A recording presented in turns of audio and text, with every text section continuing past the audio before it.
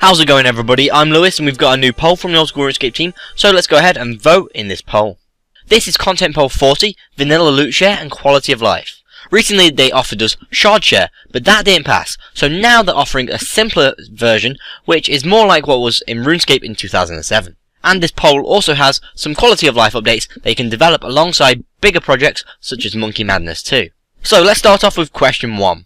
Loot share is a system which gives everyone in the team a chance to receive big drops from bosses. Should loot share be added to old school RuneScape? Now the current version of loot share they're offering is effectively everyone in the team has their damage taken into account, and then they'll randomly give it to one of the players in the team if that team gets the drop.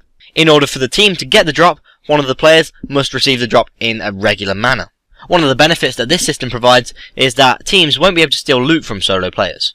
So I'm going to go ahead and vote yes. I think we should have a looting system in old school RuneScape, and I think this is a pretty fair one. When you first look at it, giving it to a random player seems a bit crap, but in reality, it's relatively fair.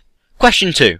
If loot share is introduced, should it use loot share potential to make players more likely to receive loot if they haven't recently had a big drop? Now in theory, this loot share potential system is quite good because it's got a way of spreading all the loot between the entire team. However, if you think about how true randomness works, that should happen anyway. Sure, there could be freak accidents where just one person constantly gets a drop, and that'd be annoying, but statistically, if you keep killing that boss, it will eventually be shared out completely. So I'm not too sure with this, so I'm going to go ahead and skip this question. Next, question 3. Should they remove the restrictions on taking spare copies of capes from the god statue at the major arena? I can't see any reason why they would want to restrict us from taking spare copies, so I'm going to go ahead and vote no. I mean yes. Sorry, I'm just being a bit stupid there. Question 4. Should it be possible to own spare copies of Achievement Diary reward kits? Purdue will sell these for a small fee. I'm going to go ahead and vote yes. People like to have bank spaces, and I assume that's what most people would use them for. Next, question 5. Should the binding necklace be updated to have 16 charges rather than 15? This would fit better with the Ring of Dueling having 8 charges on runecrafting runs. Now this feels like the sort of question I would usually vote no on. However, it makes sense to have it, so I'm going to go ahead and vote yes. Next, question 6. If you have 100% favour in all current houses, should Austin be able to dye your graceful kit to match his white and black version? He would charge the same fee of 15 marks of grace per piece, and regardless of the outcome of this question, they will be updating the player-owned house costume rooms to store recoloured graceful kits. I'm going to go ahead and vote yes. The whole point of the graceful recolours is to show that you've got 100% favour in a house, so we might as well have a version if you've got 100% favour in all of the current houses. Next, question 7. Should a shortcut be added to the northern side of the lava maze to ease access to the clue location? This will require completion of a hard wilderness diary and agility level of 82. Now initially when I started to read this question, I was thinking no, we probably shouldn't have that. But seeing as you need to do the hard wilderness diary and have an agility level of 82, I think that's pretty decent. So I'm going to go ahead and vote yes. Next, question 8. Should they add a method of saving your favourite fairy ring locations and allow you to input those codes quickly? I'm going to go ahead and vote yes. I imagine for people that use the fairy ring network a lot, that'll be really useful. Next, question 9. Should they add more spawns of dust devils, jungle horrors and cave horrors to their current locations? They are currently mapped very sparsely.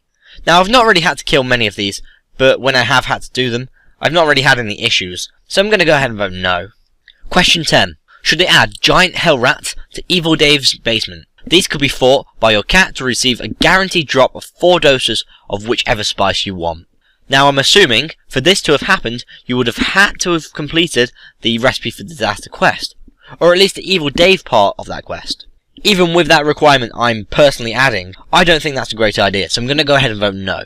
The spices are really useful, but there's a reason they're quite hard to get, and that is because they are so useful. Next, question 11.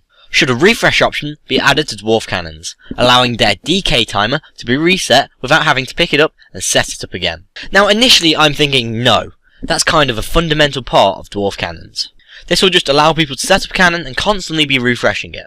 But in reality, what is the difference between doing that and picking it up and setting it down again? I think as long as that option's only shown in the last 5 minutes, I think it's a fine update, so I'm going to go ahead and vote yes.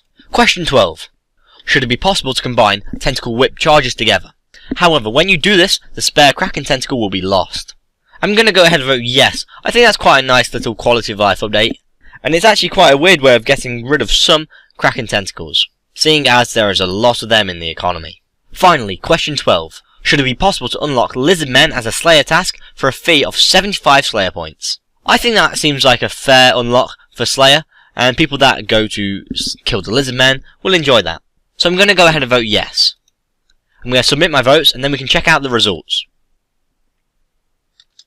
So far we've had 24,090 votes.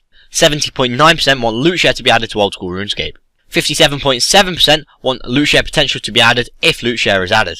85.9% want to remove restrictions on taking spare copies of capes from the major arena.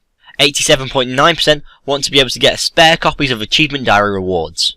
93.3% want to bump the binding necklace to have 16 charges rather than 15. 93% want to have a black and white version of Graceful if you've got 100% favour in all current houses. 88.9% want a shortcut to be added to the northern side of the lava maze, requiring completion of the hard wilderness diary and 82 agility. 92.2% want a way of having favourite fairy ring locations and quickly teleporting to them. 91% want to have more Dust Devil, Jungle Horror and Cave Horror spawns. 82.1% want to have Giant Hell Rat in Evil Dave's basement. 85.4% want to have a refresh option on Dwarf Cannons. 85.3% want to be able to combine tentacle whips together, losing a Kraken tentacle. And 90.8% want to be able to unlock Lizard Men as a Slayer task for a fee of 75 Slayer points.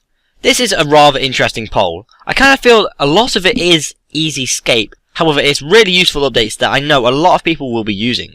It's interesting that the main thing they're using this poll for, LootShare, is currently failing. However, 70.9% is pretty close, and that's a lot better than when they offered ShardShare. I'm sure they'll be reviewing LootShare again soon. However, I hope it's not too soon, because it can be a little bit annoying if they keep polling the same or very similar things constantly. If you've not voted in this poll yet, please make sure you go ahead and vote. This is a community game, and every single update comes into the game is voted on by the community. We are the community, and we've got to vote on these updates. Without us, the game will be nothing. If you want to watch my video on the developer blog for this poll, please click here. And if you want to watch my video on the latest old school RuneScape update, please click here for the Architectural Alliance. If you've enjoyed this video, please like and share, and if you want to keep up to date with the old school RuneScape updates, dev blogs and polls, please subscribe. I've been Lewis, thanks for watching, goodbye.